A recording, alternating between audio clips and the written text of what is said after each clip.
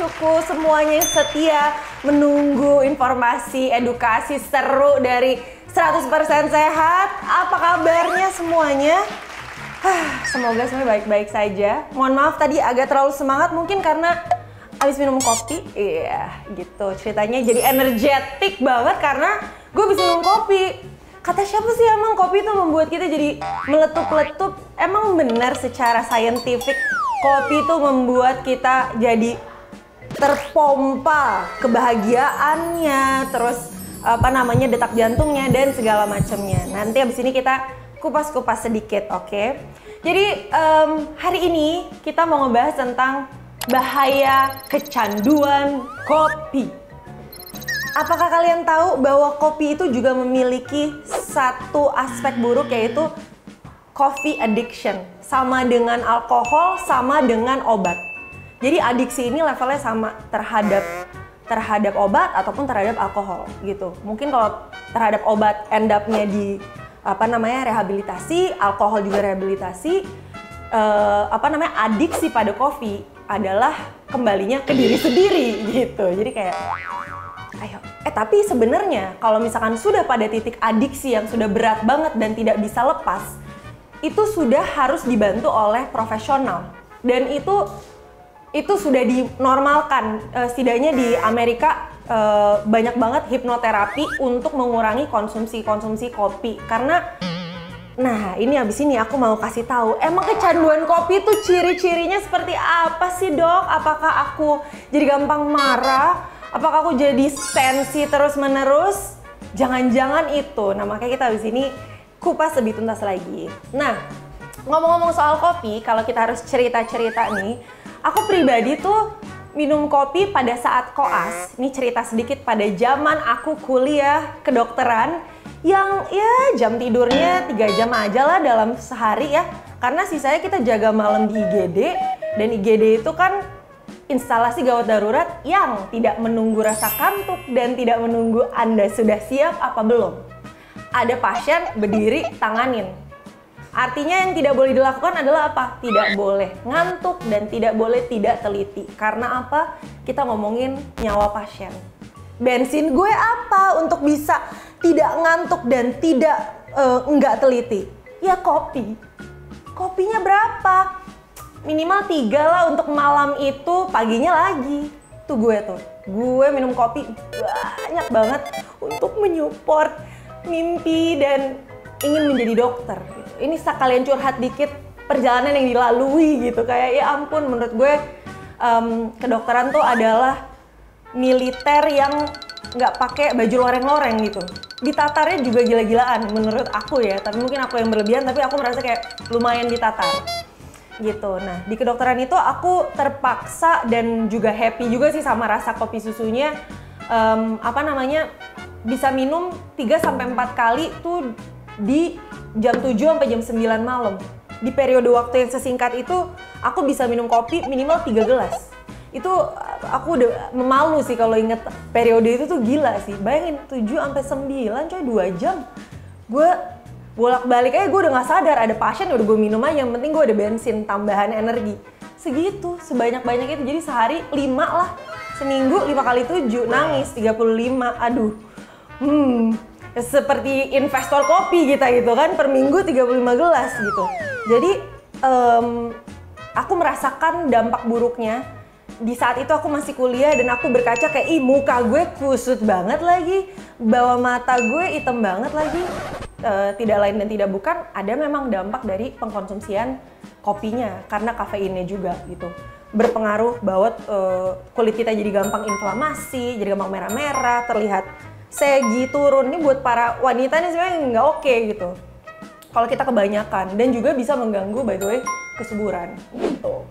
Nah, batas konsumsi kafein per hari yang terbilang oke buat orang dewasa tuh adalah 400 mg. 400 mg per hari. Jadi kira-kira setara dengan 4 cangkir kopi aja. Udah, that's it. Tapi cangkir kopi ya, gengs. Cangkir kopi ya. Cangkir kopi tuh bentuknya gimana ya? Yang begini itu loh, yang bukan segini kopinya. Kita kan sekarang kopinya segini-gini, Bang. Ya kan? Bukan secangkir kopi Queen Elizabeth gitu loh. Jadi Enggak, 4 cangkir kopi di sini tuh jangan, oh cangkir kopi abah gua, kagak. Enggak, bukan. Ini cangkir kopi yang terstandarisasi secara internasional. Yang itu yang megangnya gini kali ya, kita sih repot. Gitu, jadi 4 cangkir kopi tuh udah maksimal untuk orang dewasa sehari. Nggak cewek, nggak cowok. Tapi kalau ibu hamil cuma boleh setengahnya gitu. Terus efek kecanduannya tuh apa aja sih memang? Apa sih yang bisa dihasilkan dari terlalu sering minum kopi? Nah, satu yang harus kita sadari adalah sering minum kopi belum tentu kecanduan minum kopi. Itu satu, harus dibedain. Tapi kalau minum kopi, terus besoknya nggak minum rasanya acak adul, nah lu hati-hati. Itu lu kecanduan lo, jangan-jangan lo. Besoknya lu nggak ada kopi, lu nggak bisa ngerjain apa-apa. Lu mau konsentrasi nggak bisa, mau nyerna apa aja nggak bisa. Pokoknya harus ada kopi, gue nggak mau tahu. Pagi itu harus ada. Nah, hati-hati tuh kalau udah sengotot itu harus kita refleksiin. Karena aku pernah kayak gitu. Mau jaga IGD nggak ada kopi, cemasnya minta ampun kayak aduh, ntar gue bisa nggak ya, gue menangani pasien dengan baik dan benar nggak ya, lalala lili. Aduh, pusing deh. Dan ternyata kebetulan karena kita emang anak kedokteran, kita carilah. Ini gue terganggu banget lagi dengan rasa cemas ini gitu. Ternyata ada efek sampingnya kalau kita udah kecanduan kopi. Jadi efek candu atau ketergantungan pada kopi menyebabkan ketidakmampuan dalam melakukan beberapa aktivitas. Apabila kita enggak minum kopi, maka asupan kafeinnya enggak ada. Dan ada beberapa yang bisa terjadi. 1, rasanya lelahnya meningkat dari biasanya. Jadi kalau nggak minum kopi rasanya lebih capek. Bingung ya, energi dari kopi adalah apa? Padahal siangnya makan siang, tapi kalau nggak minum kopi nggak berenergi. Apakah kamu beralasan? Ya, gitu. Jadi katanya kalau nggak minum kopi, aduh kita nggak punya energi nih. Gitu. Harus jadi justifikasi nomor 1. Gitu. Terus kalau misalkan kita udah kecanduan, terus akhirnya memberhentikan kopi, dampaknya juga salah satunya itu adalah kita jadi sembelit. Karena kita udah terbiasa abis minum kopi pasti BAB. Karena memang ada rangsangan dari kafein untuk melancarkan BAB. Jadi makanya setiap makan harus minum kopi biar kelancaran biologis terjadi gitu. Nah, tapi kalau kita ilangin kopi dari kehidupan kita, kita rasanya gue gak ke belakang. Salah lu gak makan sayur, iya kan? Bukan salahnya kopi, gak ada. Lu jangan nyari kopinya, lu benerin piring makanannya gitu. Jadi di saat kopi itu dihilangkan dari variabel sehari-hari, banyak orang yang merasakan, dok gue jadi gak bisa BAB karena gak ada kopi. Terus ya gue akan bilang, cari sayur dan buah gitu. Gitu, biasanya kadang-kadang kalaupun aku ngobrol sama klien atau pasien dan ngobrolin nutrisi, seperti inilah conversation yang terjadi. Jadi kebanyakan kita ketawa-tawa sebenarnya supaya ringan gitu. Terus kalau nggak ada kopi, kata para pembela kopi nih, katanya sakit kepala banget bro, gue nggak bisa kalau nggak minum kopi terus kepala gue sakit. Ya iya, itu malah karena sebenarnya kopi itu perubahan pembuluh darah pada otak. Kalau misalkan nggak ada kopi, ya itu kan pembuluh darahnya tuh jadi mengecil dan membesar. Kalau ada kopi tuh jadi vasokonstriksi, mengecil gitulah. Jadi di saat kopinya nggak ada ya perubahan size pembuluh darah yang berpengaruh pada ya rasa itu, nyeri pada kepala dan sebagainya. Makanya jangan dibiasakan karena nggak ada kopinya, mungkin lebih ke karena kebanyakan kopinya gitu ya. Gitu, tapi itu agak sulit ya, itu memang sebuah mindset yang kayak harus dibaca setiap hari bangun pagi. Bukan karena kopinya, ya gitu kan.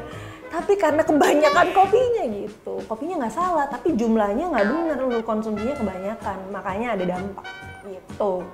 Terus kafein adalah antagonis reseptor, yaitu reseptor adenosin yang dikenal sebagai peningkat suasana hati. Jadi kalau tidak minum kopi, saya tidak happy. Saya bisa depresi dan itu tercatat secara statistik. Orang yang nggak minum kopi dia bilang saya rasanya jadi lebih depresif dok, gitu kayak semuanya abu-abu gitu, hidup nggak berwarna gitu mungkin. Karena depresif tuh arahnya ke situ kayak semuanya tuh yourself against the world gitu, lo depresi gitu. Bayangin karena apa? Karena kopi. Ya bukan salah kopi, gue bilang salah jumlahnya. Kopinya, biji kopinya nggak salah. Jumlah kopi yang lo minum yang nampaknya bisa memberikan kopi ke satu kampung gitu, banyak sekali. Tolong dianalisa jumlahnya, ya kan? Itu jadi jangan salahin kopinya. Pokoknya aku tuh kalau ngobrol sama pasienku, Bu, jangan disalahin kopinya. Kopinya akan selalu menjadi kopi. Tapi ibu mengkonsumsi seberapa banyak kopi nih dalam sehari-hari gitu. Pasti ibunya ketawa, iya sih dok gitu. Jadi begitulah. Emang kalau tentang kesehatan tuh harus dikasih dalam angle-angle yang seru. Kalau nggak nanti ngantuk gitu. Apalagi mau dikasih tahu kayak tentang nutrisi, kesehatan dan sebagainya. Aku pun juga seneng sih kalau jadi sering ketawa-tawa bareng teman-teman semuanya. Makanya kalau misalkan kita bisa ngobrol-ngobrol nih, ada teman-teman yang mau ngobrol, bisa ke Fanmade, download aplikasinya, kita ngobrol-ngobrol situ, chit-chatnya nggak usah kaku, seru-seruan aja ya. Tapi jangan nanya, dok, kapan nikah? Gitu, nggak gitu, oke? Nih, udah asumsi aja, makanya gue pakai cincin di dua-duanya. Oke, nah terus katanya, meski jarang terjadi, kopi itu kalau misalkan kita kebanyakan, terus kita mau mencoba, oke kita kurangin kopinya. Jadi gejala dari penarikan adiksi terhadap kopi itu biasanya ngebuat kita jadi tremor. Gimana sih cara ngeliat tremor? Taruh kertas di atas sini. Kalau ada kertas nih, harusnya ada kertas. Kelihatan nih, kertasnya bakal goyang apa enggak. Kalau kertasnya goyang, kemungkinan Anda tremor gitu. Oke, jadi pakai kertas putih HVS, ngelihat tangannya si kertasnya tuh gempa apa enggak. Kalau kertasnya gempa, gempanya pusatnya dari badan lo gitu. Ya. Selain itu kalau kopi dihilangkan dari rutinitas sehari-hari orang yang sudah addicted, dia akan merasa gampang marah, gampang sensitif, gampang sama ini itu tuh bener-bener sensitif berat pokoknya. Sama hal-hal tuh irritated gitu. Jadi kafein bisa menyebabkan pelepasan hormon dan neurotransmitter yang menghentikan efek ini secara tiba-tiba tuh ngebuat kita jadi kayak, ih pada saat ada kopi gue happy, pada saat gak ada kopi ya gue pokoknya marah-marah, nggak peduli gitu. Jadi ada tuh, itu semua terjadi di dalam tubuh kita gitu. Makanya tubuh kita amazing banget deh. Nah habis itu kita malah kalau menarik kopi dari keseharian kita, malah jadi nggak bisa tidur. Jangan tiba-tiba pokoknya, kalau mau nurunin per satu gelas, per satu gelas, per satu gelas. Jangan kebiasaan 3, tiba-tiba setengah gelas. Kita harus pakai konsep tapering off. Turunin setengah dulu. Jangan ditiba-tibain karena diri kita kalau menghadapi gagal mencoba malah baliknya lebih parah lagi. Itu udah scientific. Jadi kalau udah gagal nyerahnya nyerah marah yang jadi lebih jelek gitu. Kayak kita malah minum kopi jadi lebih banyak. Udahlah gue udah coba kemarin ternyata susah, udahlah sekalian aja 5 gitu. Itu tendensi orang memang. Jadi emang tidak bisa dipungkiri kita begitu. Gitu. Jadi itulah yang terjadi kalau misalkan kita addicted sama kopi gitu. Jadi makanya secara jumlah tolong diatur tadi 400 mg tuh secangkir kopi. Mungkin kalau dijadiin kopi susu sama dengan 2 sih. 2 tuh max sih. Kalau enggak sih ya selain itu banyak penyakit lain yang bisa terjadi karena apa? Detak jantungnya kan jadi meningkat. Jantung kita tuh otot. Kalau otot terlalu dipakai berlebihan tuh ya dia jadi membesar. Jantung membesar itu nggak bisa memompa darah dengan baik. Gila, kita jadi tiba-tiba serius gitu ya. Tapi emang begitu rutenya. Jadi selalu dipakai, udah gitu kafein meningkatkan detak jantung yang ngebuat otot jantungnya kerja lebih keras terus-menerus. Ya udah jantungnya jadi nggak bisa.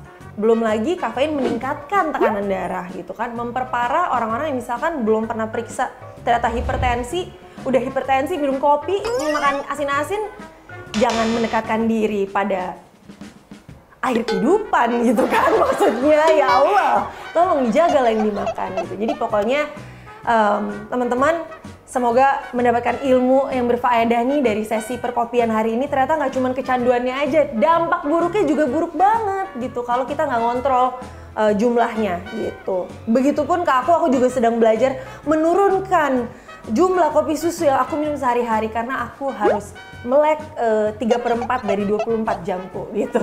Ya Allah, berikan aku kekuatan untuk kita semua juga, oke? Pokoknya kalau mau ngobrol seru-seru lagi, jangan lupa kita bisa ngobrol via Fanmade. Tapi kalau mau mantengin episode seru-seru lainnya lagi juga, jangan lupa di subscribe YouTube channelnya Elcuk Entertainment karena bakalan banyak video seru, topik seru yang bakalan aku angkat dari sisi kesehatan dicampur sedikit humor, ya kan? Jadi intinya jangan lupa pantengin terus 100% sehat karena bakalan banyak informasi dan hal yang edukatif buat teman-teman sekalian di seputar kesehatan. See you on the next episode. Bye-bye.